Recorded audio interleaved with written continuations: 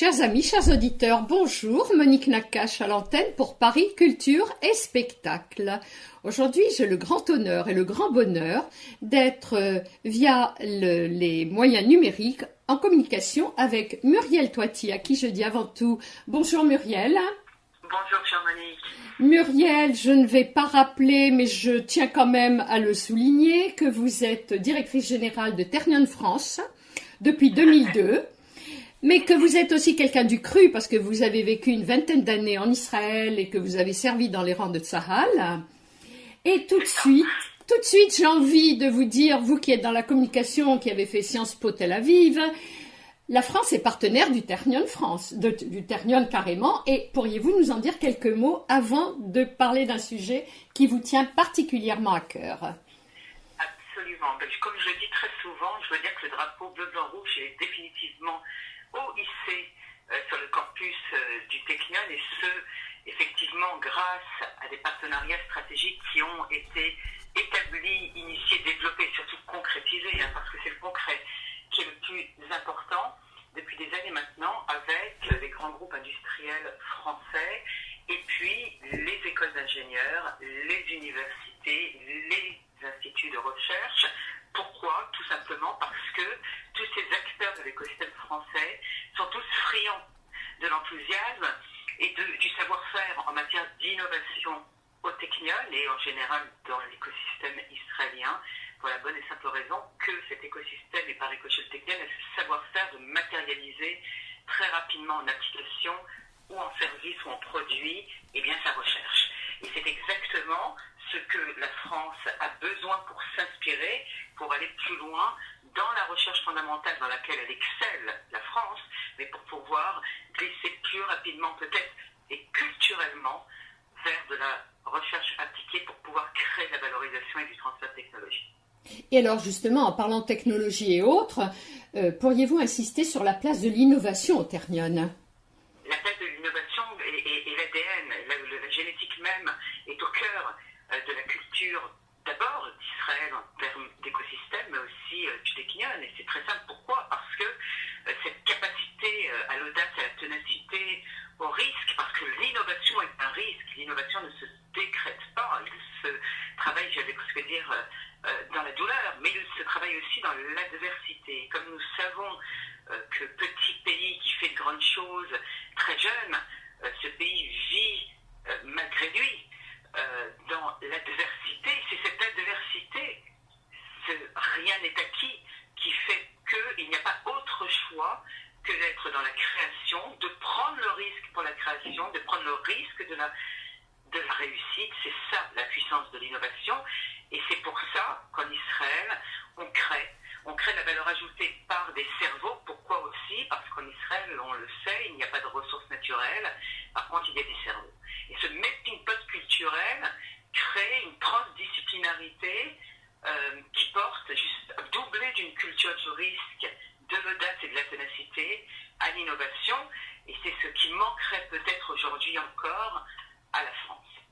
Muriel Toiti, vous êtes là en train de vivre un moment très important, car tous les ans vous organisez un colloque à Paris et vous êtes dans la deuxième journée du colloque. Pourriez-vous nous donner le programme, grosso modo, mais nous dire un petit peu quelles ont été hier les principales interventions?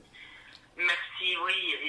Effectivement, la tradition au Technion France veut que je clôture chacune de mes années parce que j'appelle la manifestation annuelle du Technion France. La 14e édition s'est déroulée hier. Chaque année, elle est thématisée sur un sujet brûlant, scientifique, technologique, mais aussi sociétal et culturel, qui s'inscrit dans l'actualité tant dans l'écosystème français que dans l'écosystème israélien. Nous avons traité des enjeux du connecté, de cette transformation digitale, de cette révolution 4.0, où nous sommes définitivement liés au numérique, liés à la digitalisation, et puis à la robotisation, à l'intelligence artificielle, à la cité connectée, à la santé connectée, voire même à la beauté connectée, parce que L'Oréal était un des intervenants hier. Tous ces sujets-là, de la beauté à la santé, à la cité, à l'habitat, à l'homme connecté avec un point d'interrogation, sommes-nous tous connectés avec la robotique et l'intelligence artificielle? Tous ces sujets ont été abordés hier lors d'un colloque absolument, je dois dire, et en toute humilité, exceptionnel. Exceptionnel pourquoi parce que les intervenants étaient au plus haut niveau, et ils étaient tous des experts transdisciplinaires, parce que j'aime beaucoup associer dans leurs différences les meilleurs. Autrement dit, des patrons du groupe du CAC 40, de Airbus, Google, IBM, Total, Veolia, des startups innovantes, des startups jeunes pousses auxquelles j'offre de scène, qu'elles soient israéliennes ou françaises, mais aussi des PME, des ETI, des chercheurs qui viennent dialoguer avec des industriels. Voilà, tout ça autour de 3 plateaux. Plus de 490 personnes, Monique, se sont inscrites, sont venues à la Maison de la Chimie hier pour participer à ce colloque placé sous le patronage du président de la République, avec une introduction de Thierry Mandon, le ministre de l'Enseignement supérieur et de la Recherche, une intervention du président du Technion, bien sûr, Pierre Gattaz, avec lequel j'étais en Israël il y a quelques mois, lors d'une délégation exceptionnelle du MEDEF et qui a visité le Technion. Et puis une surprise, je dois dire, une surprise dont nous sommes très heureux, puisque Christian Estrosi, étant à Paris, est passé nous saluer au colloque, a fait un discours assez puissant. Tout ça parce que je me rapproche énormément de la région Provence-Alpes-Côte d'Azur. Je suis en train de m'acheminer vers un partenariat très important universitaire avec l'Université Côte d'Azur. Nous avons déjà un accord avec l'Université Aix-Marseille. Nous sommes avec le Centre Lumini dans des relations de programmes de recherche communs. Voilà, une région qui est très intéressante. Ça a été dit hier par le président de la région PACA et de la métropole Nice-Côte d'Azur, Christian Estrosi. Et puis, Monique, et je clôturerai avec ça, après les 3 conférences, eh bien, j'ai inauguré hier un nouveau concept qui avait déjà pris racine comme un embryon l'année dernière lors du cocktail de clôture de la manifestation annuelle en décembre 2015. Ce concept, c'est le Connected Lab. Qu'est-ce que c'est le Connected Lab? C'est un espace physique, en fait, qui est comme un showroom interactif et expérimental de start-up très jeunes pousses, mais aussi plus matures, et puis de grands groupes, donc sans hiérarchie, où jeunes pousses peuvent se marier, entre guillemets, le temps d'un moment avec des gros bolides industriels, et tous ces gens-là viennent se raconter, se dire par le facteur de l'humain, sans hiérarchie, à taille humaine, raconter leur histoire, leur technologie, leur business model, leur équipe, et puis faire des démonstrations de leur application. Alors hier, on a pu monter sur des exosquelettes, on a pu mettre des lunettes en réalité virtuelle et se retrouver dans l'Antarctique, on a pu utiliser des objets connectés dans le domaine du médical, un vrai terrain de jeu en fait, où le public avec ces acteurs, ces innovateurs, ces agitateurs ont pu échanger et pourquoi pas être accompagnés puisqu'il y avait dans le public des investisseurs et puis des fonds privés. Donc, ce Connected Lab a été une réussite. 3 startups ont gagné le concours puisque nous avions créé une plateforme online qui avait été largement diffusée en amont où toutes les startups présentes hier avaient été sur cette plateforme sur Internet en pitch de 2 minutes par vidéo et on a demandé à chacun des navigateurs de les soutenir et de prendre rendez-vous. Et les 3 startups lauréates qui ont été les plus soutenues, 2 françaises, une israélienne, Ezox et WAM pour les françaises, et Rewalk pour Israël, qui est une technologie du Technion d'ailleurs, et c'est ce fameux exosquelette qui fait remarcher les paraplégiques. Et c'était un moment exceptionnel, et c'est là où effectivement j'ai fait balader Christian Estrosi dans les différents stands de ces startups, et il a pu tester un certain nombre d'applications, et c'était très ludique, très humain. L'humain est pour moi un fil conducteur. Dans ces relations bilatérales, vous savez très bien que quand on parle de 2 cultures d'innovation différentes, de 2 cultures tout court, si l'humain n'est pas au centre des débats, si l'étincelle ne se fait pas entre les uns et les autres, rien ne se fait. Absolument. Et ça, je le crée, l'humain. Voilà. Alors, Muriel, les 2 jours du colloque se terminent toujours par un concert de musique. Qu'est-ce que vous annoncez pour cette année?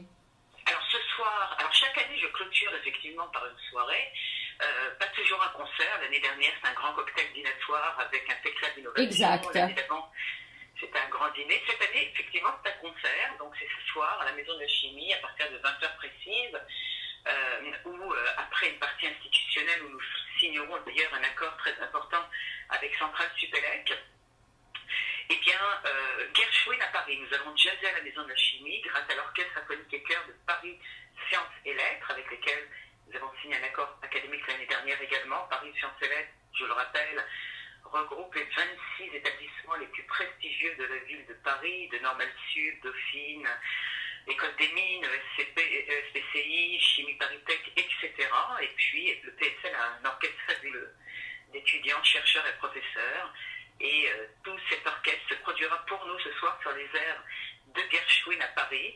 Et puis nous clôturerons tout cela avec un très grand cocktail dînatoire. Bravo. Alors Muriel, pour les auditeurs qui n'ont pas la chance d'avoir la possibilité d'être à la Maison de la Chimie, est-ce que toutes ces informations se retrouveront sur la lettre du Ternion de France? Tout à fait. Un rapport scientifique sera édité et publié en janvier sur le rapport de toute la journée d'hier, autrement dit le colloque scientifique, et puis aussi un retour sur cette belle soirée qui, je l'espère, sera une réussite ce soir. Donc tout sera effectivement tant sur le site internet du Ternion de France que dans la lettre, le IMAG mensuel que je publie chaque mois. Alors, je vais me permettre de rappeler aux auditeurs, car il y a une tranche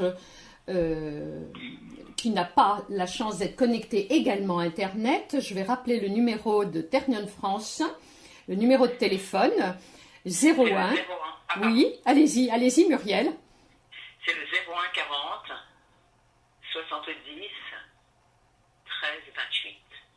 Et bien sûr, la lettre du Ternion France, le site de Ternion France et les réseaux sociaux qui fonctionnent très très bien. Merci Muriel Toiti. C'est moi Monique, merci mille fois. À très bientôt. Au revoir. Au revoir.